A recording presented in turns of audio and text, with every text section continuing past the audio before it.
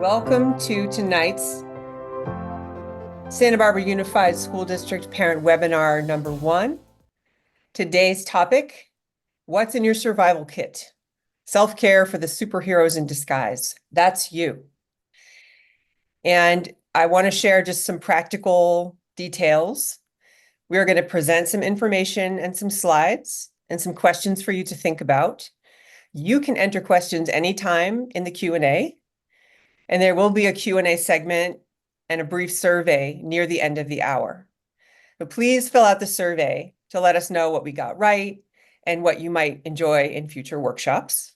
If you stay for the whole webinar and submit a survey, you're eligible for free services from AHA. Even if you're not involved with AHA in any other way, we have some free services that you might be interested in that you can access just by being part of this webinar.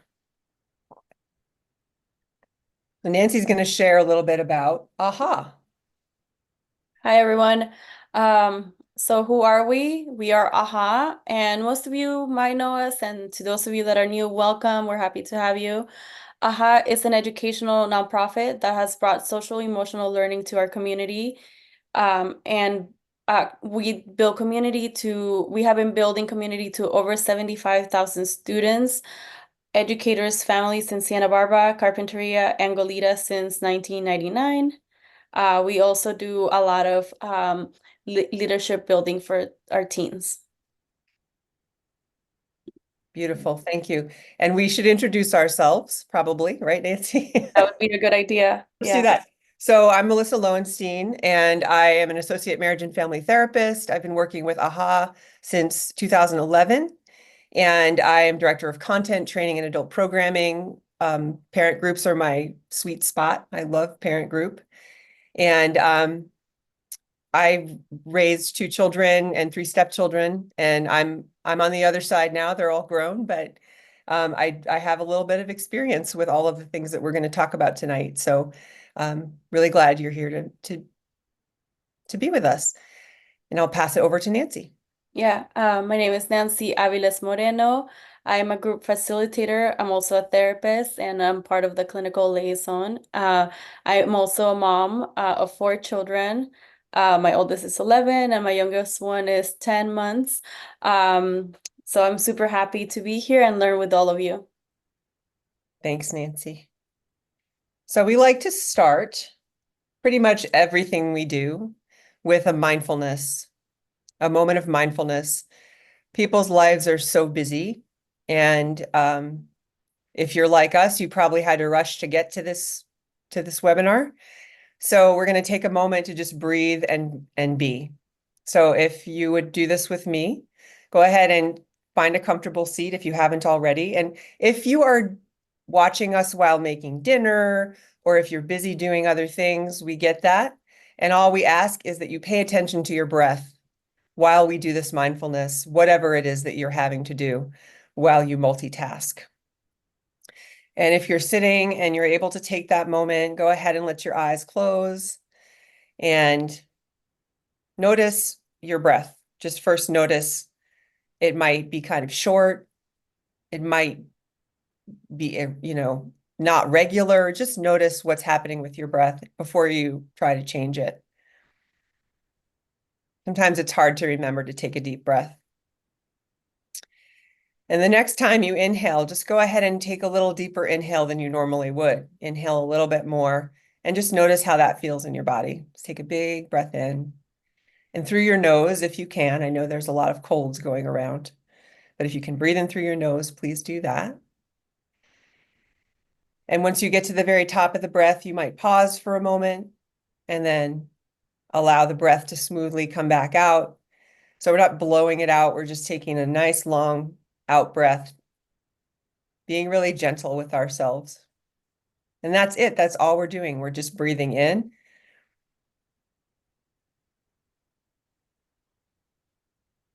and breathing out. I'm just going to give you a quiet moment to focus on your own breath.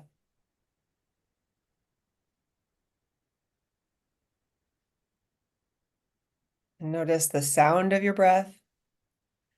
Notice the way it feels inside your body? Does it expand your chest, your belly, your back? Do you tense up when you take a breath in? If you do, see if you can let that tension go when you breathe out.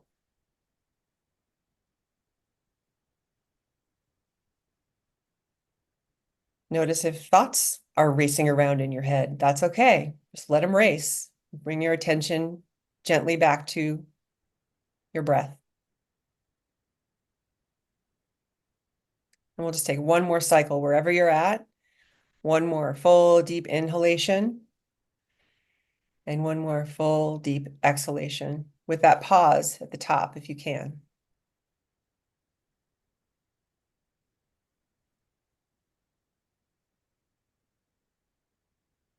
And then in this last moment, think for yourself, what would you like to get out of this webinar tonight? Why did you come? What are you hoping to receive? And just see if you can think of one word that helps you hold an intention for how you're going to receive what we are offering tonight.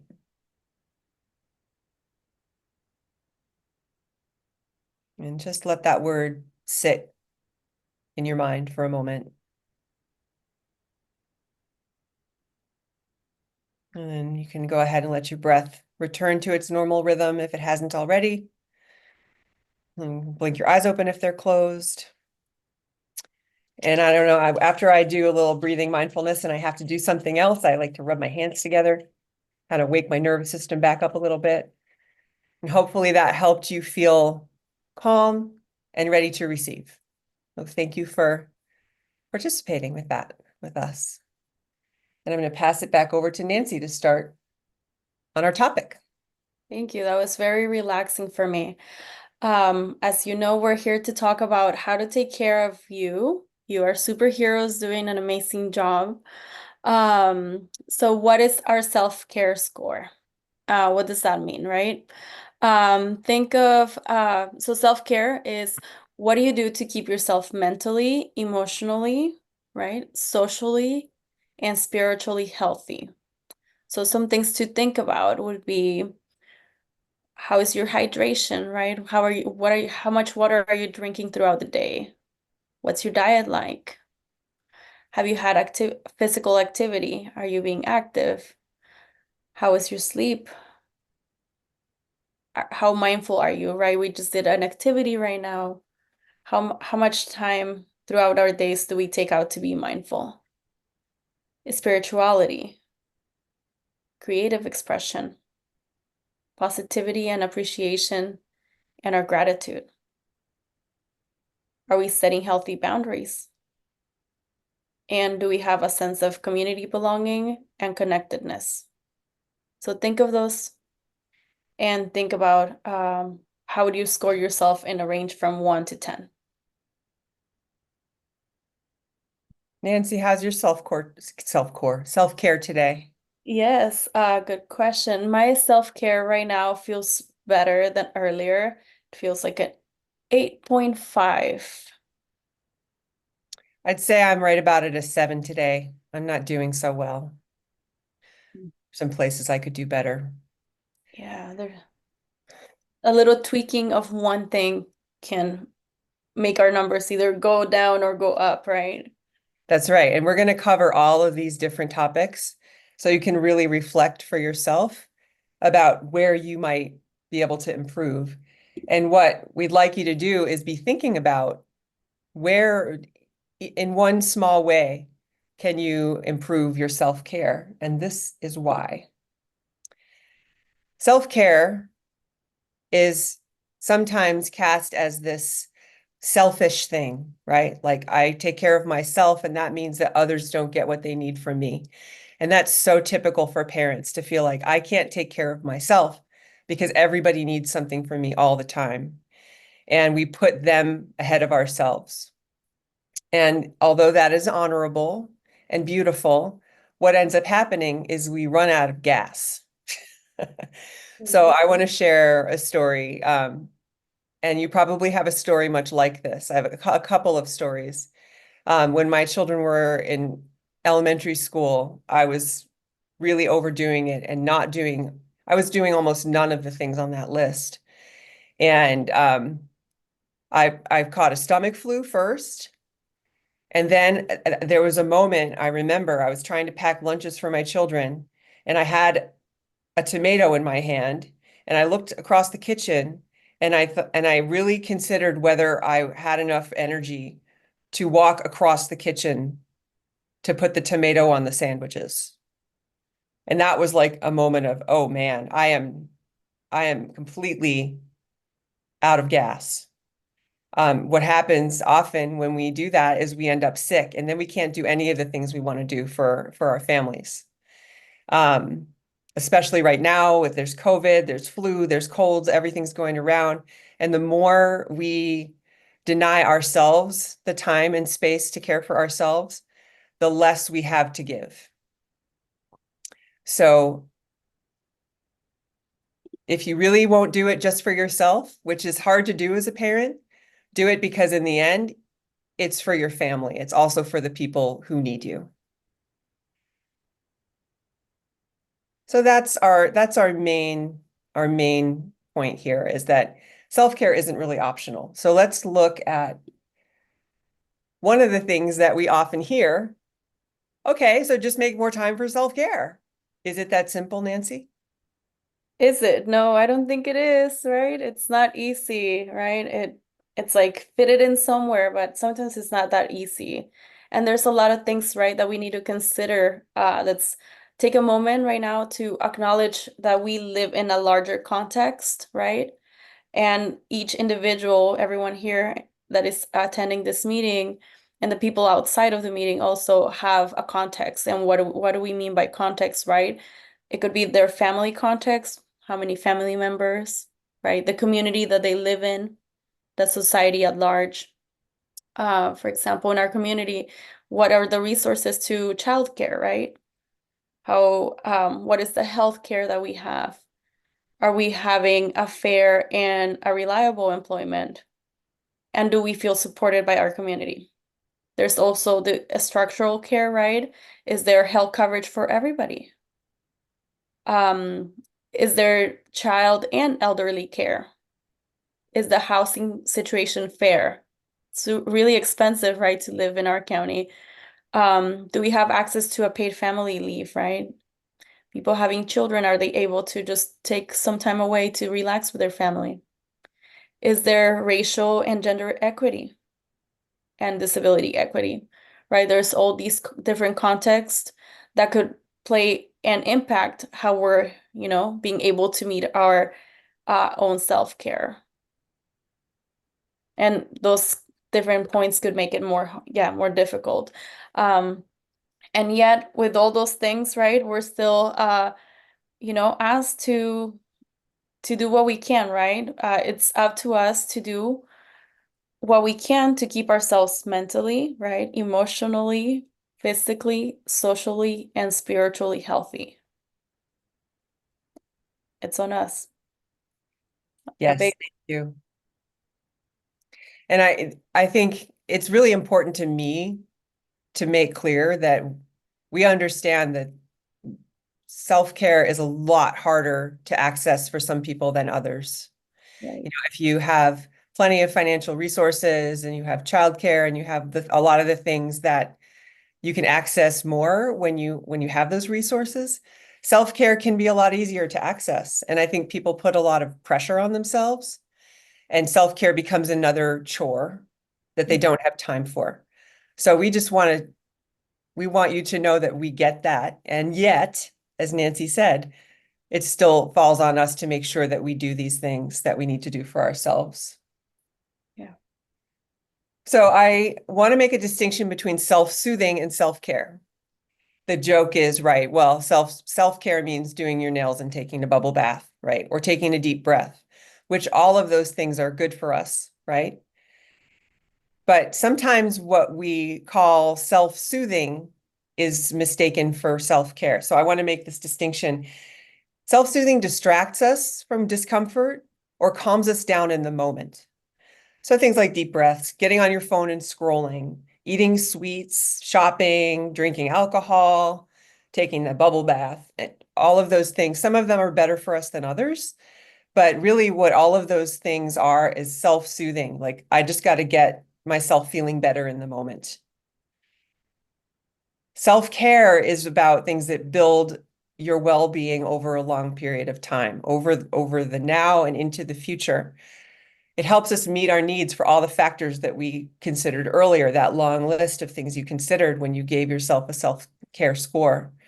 Um, Good self-care helps us manage long-term stress and anxiety. So we're not putting off things that we need to handle in order to make our lives a little bit better and a little bit easier to manage.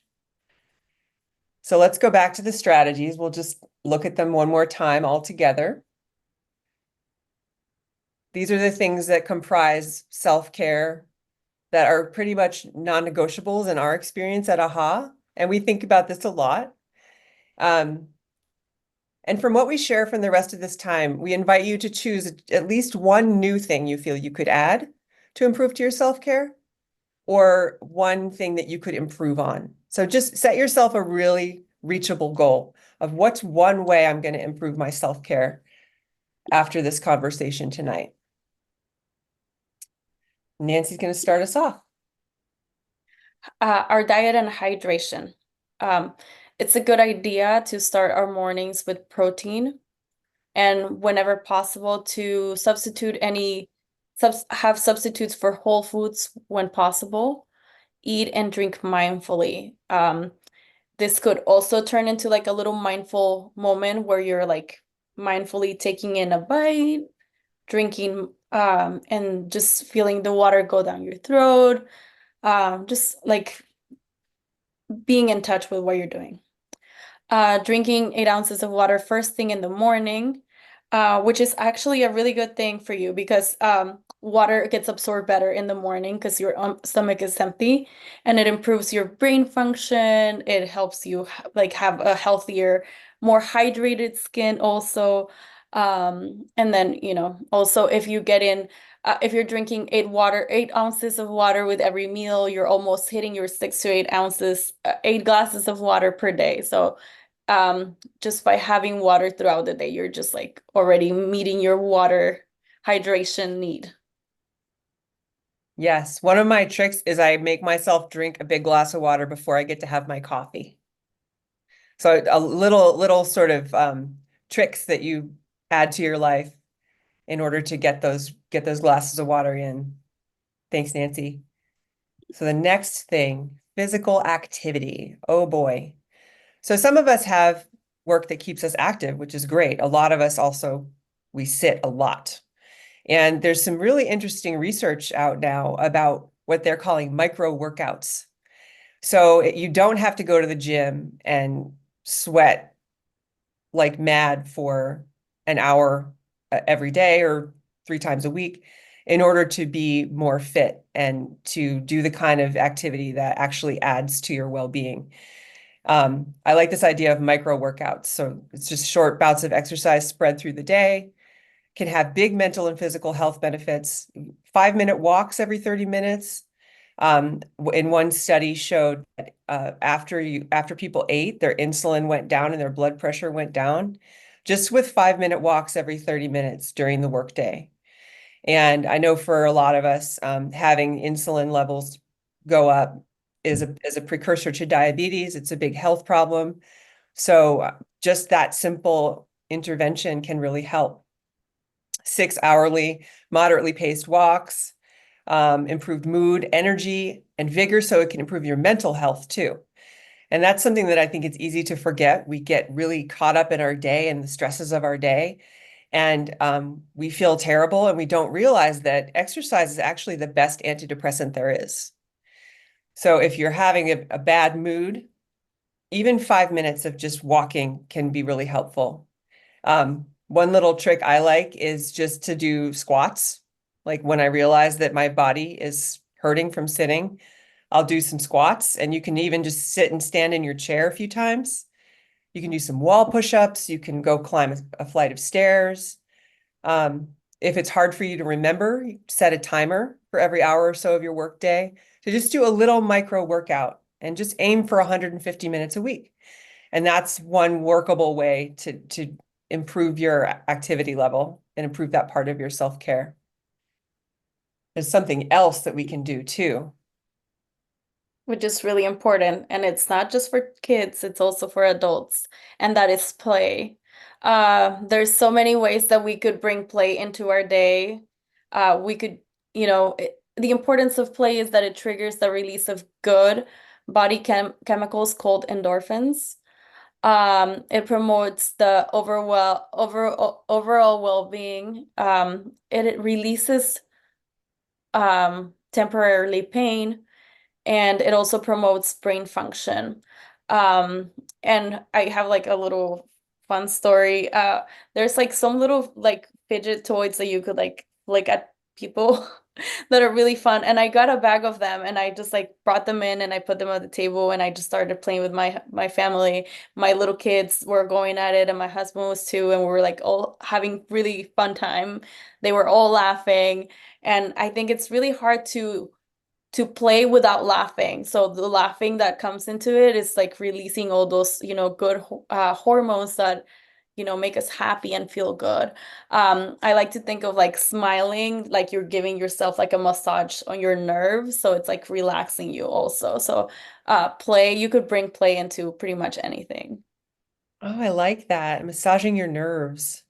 That's brilliant. Yeah, and when our kids get older and they become very serious teenagers, it can be especially hard to remember to be playful with them. So even just setting an intention, okay, I'm going to find ways to be more playful. It can really change your life. And AHA is really a lot of it, what we do is about forcing people to play until they remember that they wanted to. Yes. Thank you, Nancy.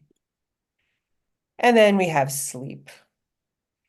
Oh boy, sleep. So a few pointers about sleep. Treating sleep as a priority. A lot of times, busy families, parents, we put that at the end of the list of the things that are important. It's actually really important. Way up there. If we don't have a good sleep life, everything else suffers. So just keep in mind, it's really important to get as good a night's sleep as you can. Avoid caffeine late in the day or in the evening. Follow a consistent nightly bedtime ritual. And nap in the early afternoon if you can, only briefly, 20 minutes. So a 2 hour, hour and a half nap is probably not going to help you sleep at that night. Try not to eat within a couple hours of going to bed. The screens at night are really a big issue. They make your brain release chemicals that are counterproductive to sleep, and they actually prohibit your brain from producing melatonin, which is the sleep hormone. So if you're gonna look at screens at night, wear blue blocking glasses, um, which I should have on right now, but the glare from the light is too much. I can't wear them while I have my fancy Zoom light on. But that helps to buffer the effect of the blue light in the screens. If you can actually put all the screens away at night after dark, you could read, you can listen to soft music, do some easy stretching or relaxation exercises. And the yoga pose that's shown on the slide is called child's pose. And that's actually one of the best ones to do before you go to bed. It really helps relax the whole body and it helps relax the mind. Child's pose, one of my favorites. And there's another slide about sleep. There's a lot of things about sleep.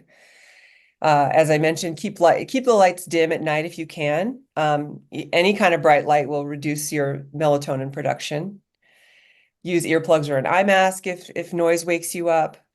And this one's interesting. This one was new to me. Getting sunlight in the morning in your eyes, not staring at the sun, obviously, but just being in the sun, it helps keep your circadian rhythm regular. So your circadian rhythm is just your body's knowing when it's time to sleep and when it's time to be awake. You may hear my cat in the background. I apologize. If you can't sleep after about 20 minutes after going to bed, you can get up for a bit and do some relaxing activities. Do that child's pose stretch, maybe read a little bit in some dim light. Try calming scents like lavender. And don't overuse sleep aids, like even melatonin, if you take it every day. You can take melatonin as a supplement, But if you take it every day, it stops working, and it actually may make your sleep worse, not better, if you use it too much. So that's what we have to say about sleep. It's a lot to think about. And then I'm also going to talk a little bit about mindfulness. We did a little mindfulness activity earlier, but really anything that you bring your attention to in the present moment without judgment is a mindful activity. So you can wash dishes mindfully, you can talk to somebody mindfully, you can have a mindful conversation. You can just take a moment to notice, oh, my body is sitting in this chair, and look around you, see what's around you, um, hear the sounds around you. All these things are mindful moments. And just like exercise, even small moments of mindfulness, like you don't have to meditate on a cushion for 20 minutes a day, although that's also great if you can do that. That's very good for your nervous system. Just taking mindful moments will improve your well-being. Another fun thing to do, and this overlaps with play, is to turn on some music and dance and move mindfully and just pay attention to your body and see what your body wants to do. And then another way to have a mindful moment is to take time to think of things that you're grateful for. Some people like to have gratitude journals. They'll write them down. And just to really meditate on the things that you're grateful for in your life is another great way to be mindful. And then Nancy's going to talk a little bit about emotional health. Okay. So about emotional health, an important part of this is being mindful, right? Noticing, naming, and talking about your emotions and moving through them, right? Easier said than done, of course, but it takes practice, it builds tolerance, and you're able to just move through it. We say name it to tame it. So I heard some of us, or me thinking, it was probably just me thinking this. I'm nervous about presenting, right? And, being able to name, I'm nervous, I'm feeling anxious, I'm feeling scared. You could tame that, right? You could accomplish the thing if you're naming it and then you're just moving with it. And it's important to feel it to heal it. If you don't know what you're feeling, it's gonna be hard to identify and find healing if you're not sure what you're working with. And it could be scary, right, to name some of the things, but it's possible. Um, no feeling is final, right? It's a continuum. Even the toughest emotions will pass if we let ourselves feel without fixing or problem solving. Usually we want to just like fix the thing, but sometimes it's okay to just allow us to feel those emotions or see our children, right? It's so hard when they're crying and we just want to fix it for them, and make them happy again. But sometimes it's okay to allow them to experience those emotions. Suppressing emotions is bad for our health, right? So if we recognize our emotions, we're naming it and we're bringing it forward. We're not hiding it and minimizing it. So it's an important thing to do. It's not healthy to just suppress those things. Yes. Yes, thank you. And you see the little feelings mountain at the bottom of the slide. I love this. The idea is that at the bottom of that mountain is a little smiling face, and then the face gets less and less happy until the top, and then it gets happy again. So what's happening there is that they're going through a difficult emotion, and it represents what happens if you're willing to just be with it and feel it fully. It will pass, and you go over the other side of that mountain. And I think I'll just speak for myself. Sometimes I feel like if I let myself really feel a difficult feeling, I might never stop, or that something bad is going to happen. And I really have to remind myself of this little feelings mountain. Like, okay, if I can just sit with this and breathe and notice how I feel and maybe name it, that it will pass and something else will come. And emotional health is named as a subcategory of mindfulness, because this is being mindful about our emotions. And we want to make sure to include that in the big picture of being mindful.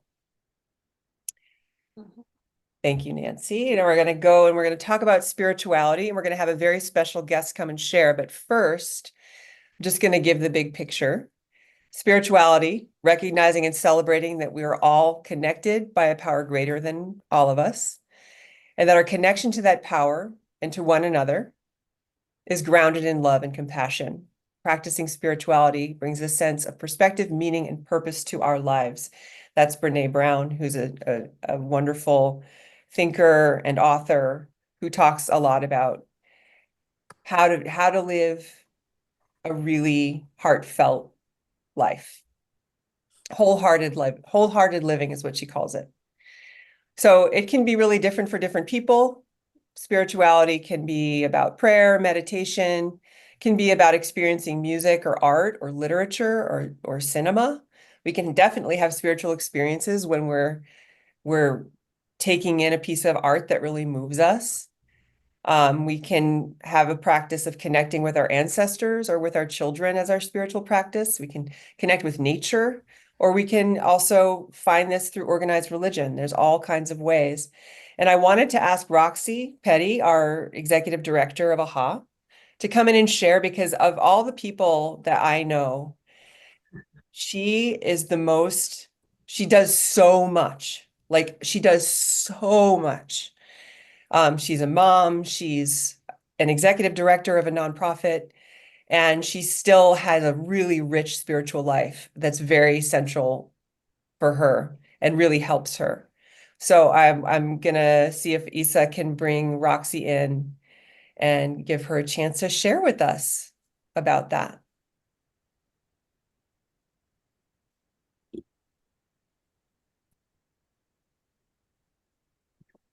She's here and ready whenever she is. Ready? Okay. All I'm right, sorry, great. my screen. Thank you. I was Yes, like, go ahead, okay, Roxy. waiting. Well, good evening, everyone. Yes, thank you, Melissa, for the introduction. I am so happy to be here with all of you to just talk a little bit about what spirituality means for me and my experience, and hopefully some of the things that have helped me might be able to be used on your end. I grew up as a practicing Catholic. I still am. I have raised my 4 children under that religion. It's a big part of who I am.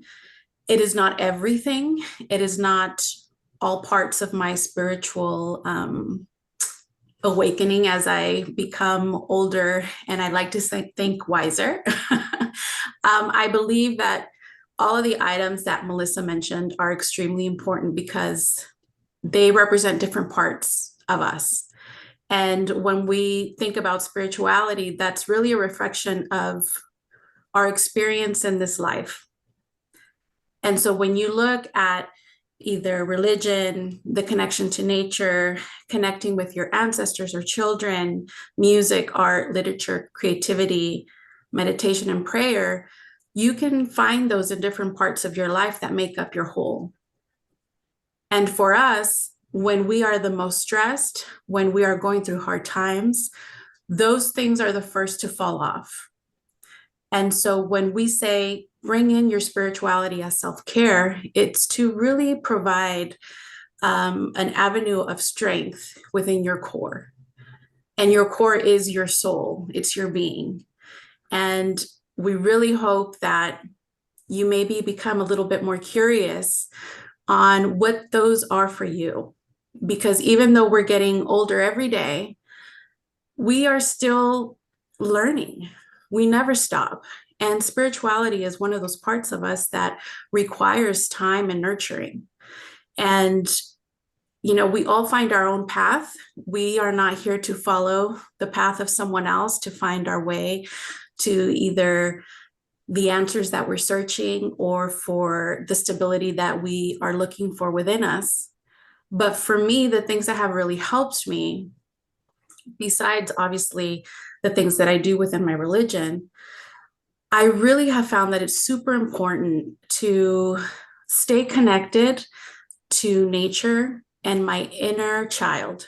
And what I mean by my inner child is leaving space in my heart to still be curious, to see the world with magic, to go on nature walks and truly pay attention to the noises, to look at the animals around me, to see the plants, to smell the air. All those things, when we're so busy in the day-to-day life that we don't pay attention to, are so vital to our connection to our world, to our connection to one another. Because when we find that connection within us, it only brings us closer to those around us and to our world.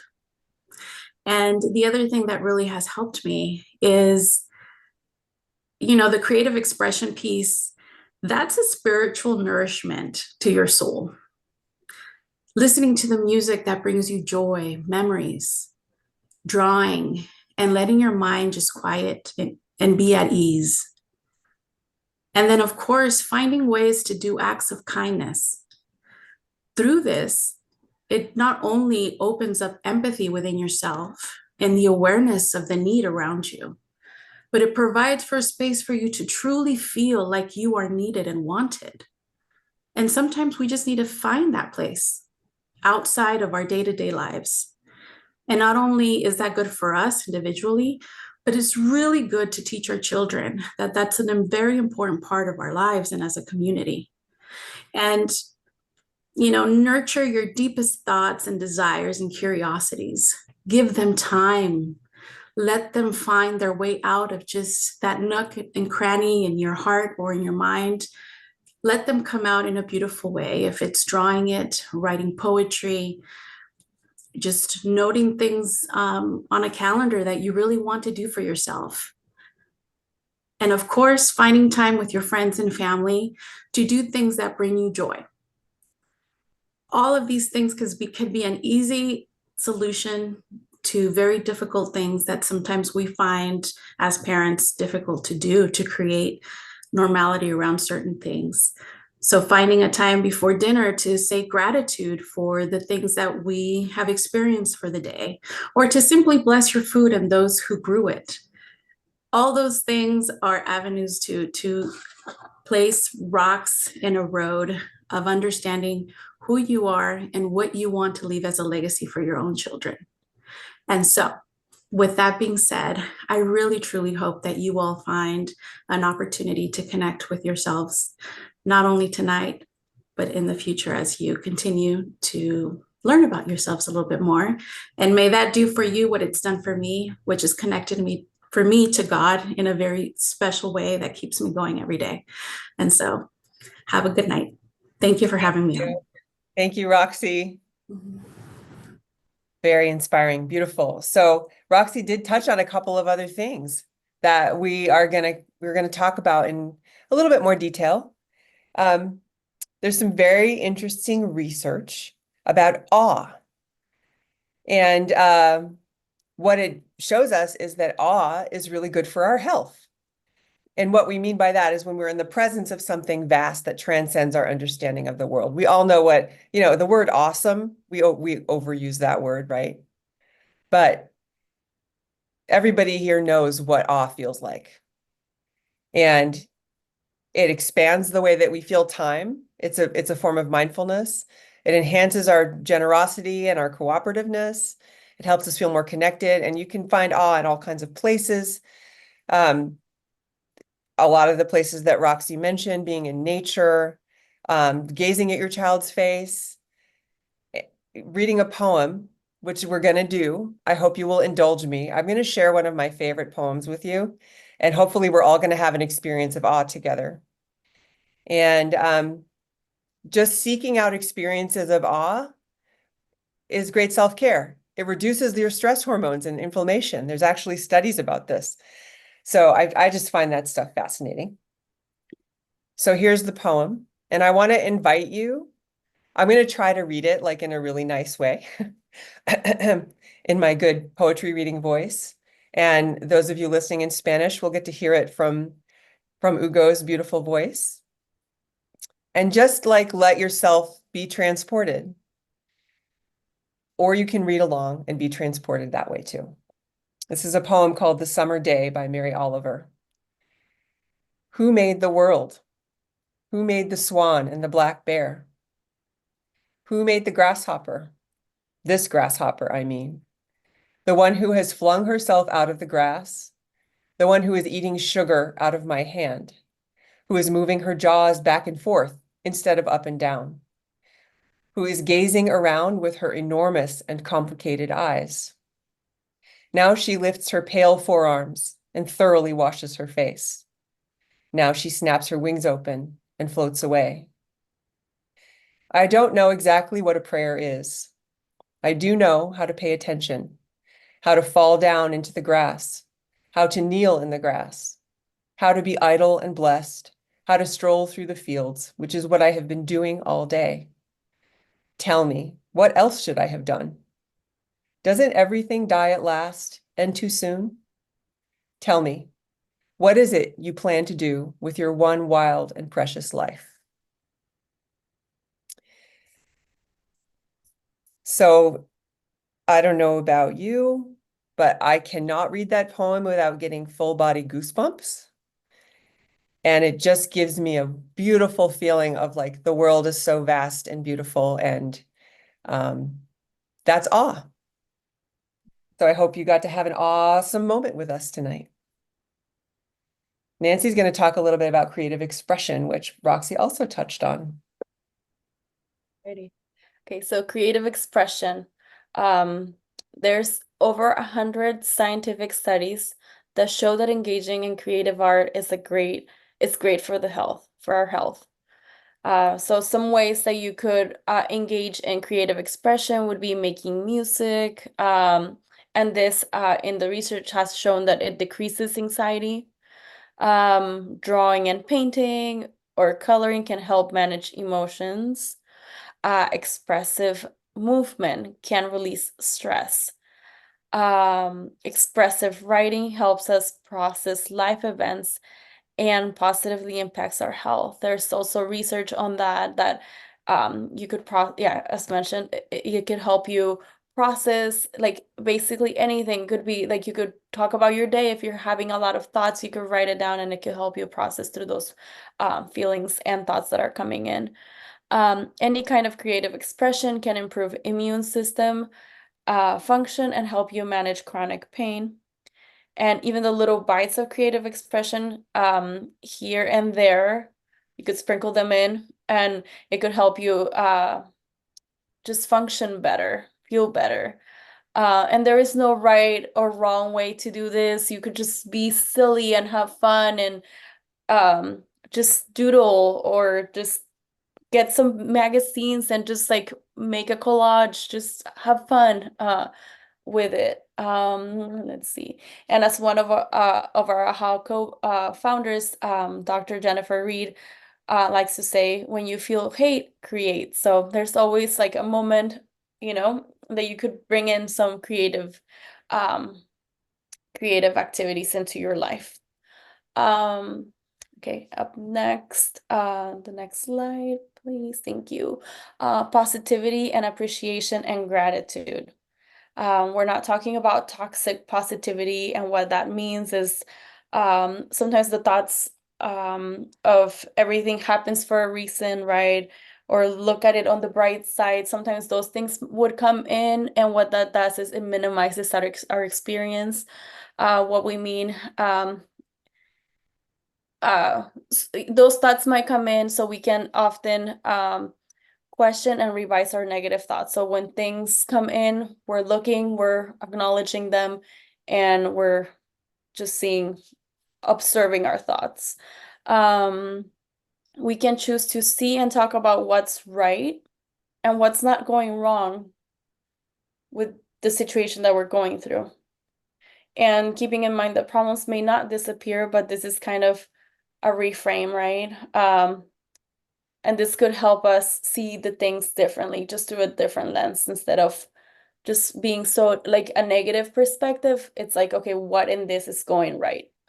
And this will help us feel hope and be more resilient. Thank you. Yes. I'm passing it over to you. Thank you. Okay, this is a big one. Healthy boundaries. As a therapist, I work with families, and there are some real struggles with boundaries that really impact parents' self-care. Not having strong enough boundaries or consistent enough boundaries basically lead to children running the family, which then makes life very difficult for parents. So this is a wonderful quote that defines self-care. The root of boundaries in self-care. Saying no to something in order to say yes to our own emotional, physical, and well-being. So I like that as a definition. And let's talk about what that looks like. So what do we mean by parenting boundaries? They may include firm bedtimes, limits around screen time, our favorite subject, right? Rules for children around homework, chores, and unacceptable and acceptable behavior. Parents and guardians having time for themselves. A really interesting story just came out in the New York Times about how what the research is showing is that parents actually might want to ignore their children more often. And of course, that's the last thing most of us want to do is ignore our children. But what happens when we do our things for ourselves and we let them take care of themselves a little bit, they become more resilient and they become more creative. So it's a win-win, but it's a hard habit to break, to be constantly feeling like you have to be there for your children, helping them, entertaining them, making sure they're happy. And of course, we may also struggle to set and hold boundaries with way more people than our children. It could be with work, could be with our friends, it could be with our spouses or partners or other family members. If it's really difficult to set boundaries, sometimes it can feel really, really hard to just do this on your own. Like one day I'm going to wake up and I'm going to be really clear about the rules and the limits in my house. If that's hard for you, therapy can really help with that. That's one of the really good reasons for parents to enter therapy and work on their parenting skills outside of the home. So I just want to give that a shout out.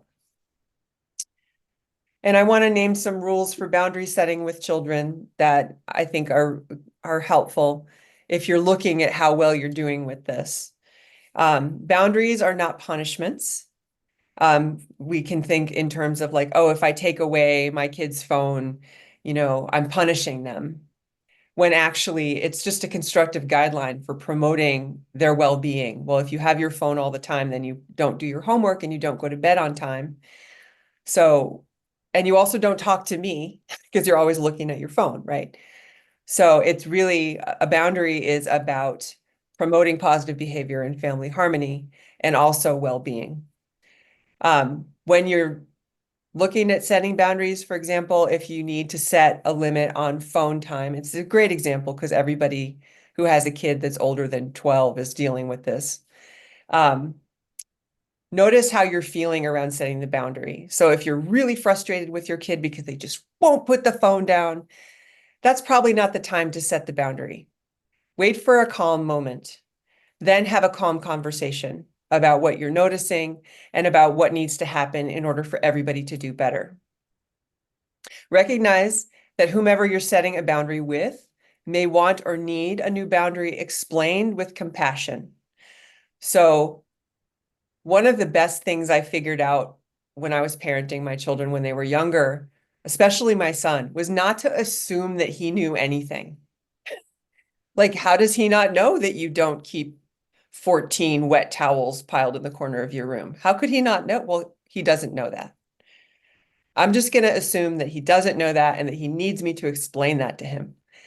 And compassionately, not like he's missing something or that he's not smart. He just doesn't know. Okay. And then he's able to hear me without being defensive. And he wants to work with me to make things better. And boundaries can be agreed upon and renegotiated as needed. So let's say you have a boundary around phone time. Okay, the phone goes away at 10:30 p.m., but you realize your kid's not getting their homework done. You renegotiate the boundary. Okay, the phone's going away now at 9. We're revising this boundary, and it's not going back on your word. It's just that you are recognizing that things need to be a little bit different.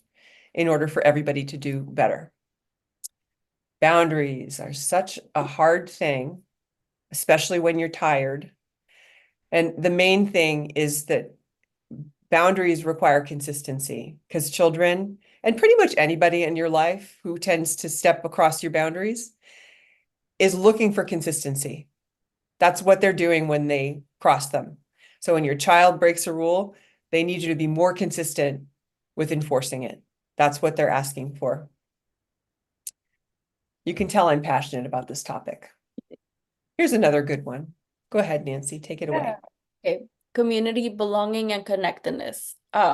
This is important because we all have that need to have a sense of belonging to something.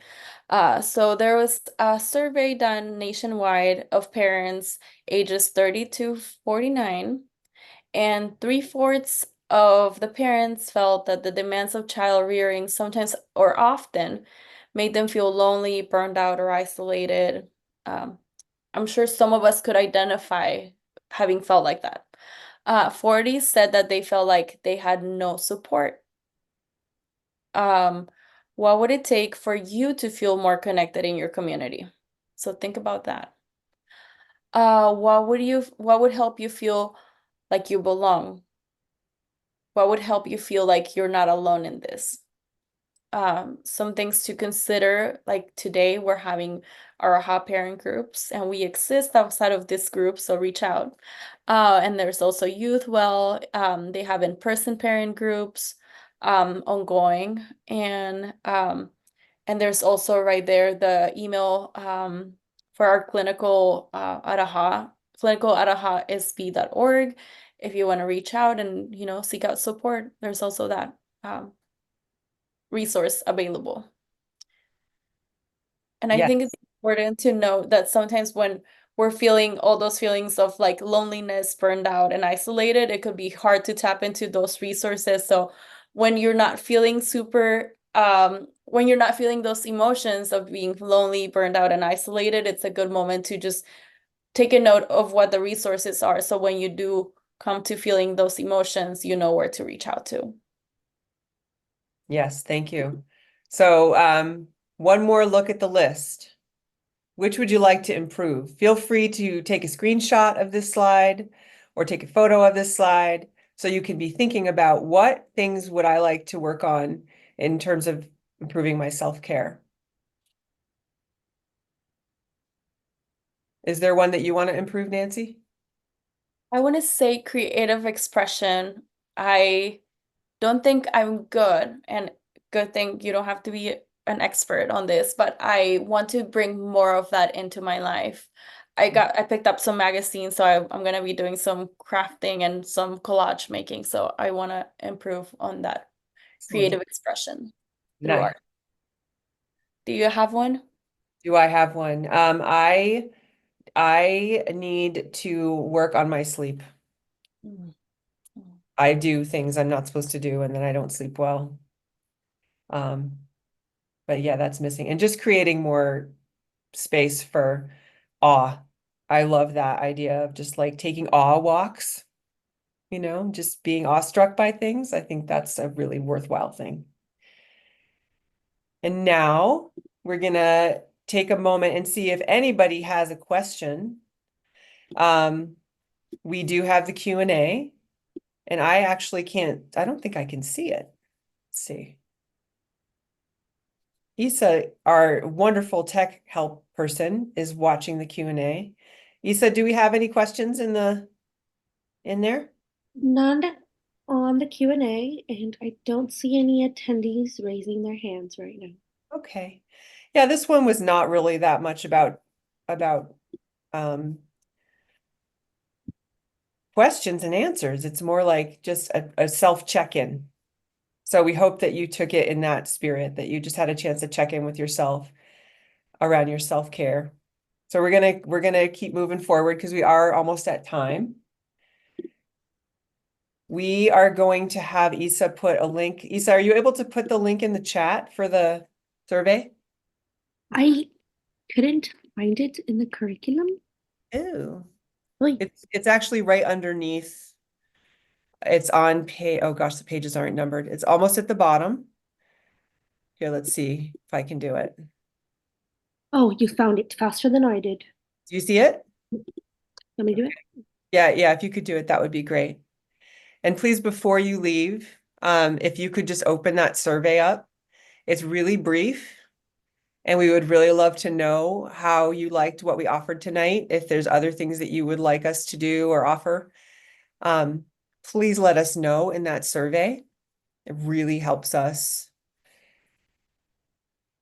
And We got not a Q&A, but a little comment. oh, okay. What's it say?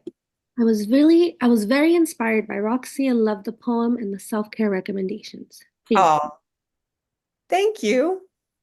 That's really good feedback. Let's make sure we keep that somewhere. That feels nice. Thank you so much. We just want you to know that we have some things going on. We have after school groups that just started this week, and we have a couple that are still enrolling. We have our 6 free sessions of supportive psychotherapy.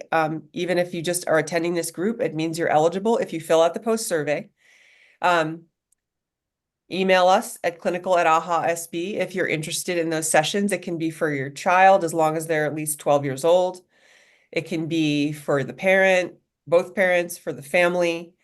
We'd love to hear from you if you think that would be supportive to you. And here's a look at what's coming up in the near future. We especially want you to know about a special in-person family event we're doing at the Montecito Union School Nature Lab, where we have our little farm group. On Saturday, the 19th of October, fall vibes, people. We're going to do 10 a.m. to 12 p.m. We'll have activities for kids of all ages. We'll have a parent portion where you'll get to connect with other parents and just experience this beautiful nature lab, which is a farm that has so much food growing, you won't believe it. They have a tortoise named Flash. They have goats and chickens. It's really fun. So there is a pre-registration that's necessary for that. If you are not on our mailing list yet, please let us know that, maybe in a message in here or email us at clinical, and we'll make sure that you get the information about that group. And then we also have an in-person parent group coming up on Tuesday, the 29th of October, where we're going to talk more about self-care, but it will be much more interactive, and you'll get to really connect with a parent community that will feel really supportive to you, we hope. And that is our parent group. Nancy, did you want to add anything else before we say goodnight? I would just say there's, right here, ideas of how you could get connected, attending these meetings in person would be great. Yeah. Yeah, and it really is. We should have had somebody who's been to parent groups talk about it, because it really is, the in-person group is a whole different kind of experience, and it just is so nourishing for everybody who comes and for us. So fun, we hope sorry. It's fun. You also play. And we play. Yes, we make you play, and you like it. Good night to everyone. Thanks for staying a couple minutes late.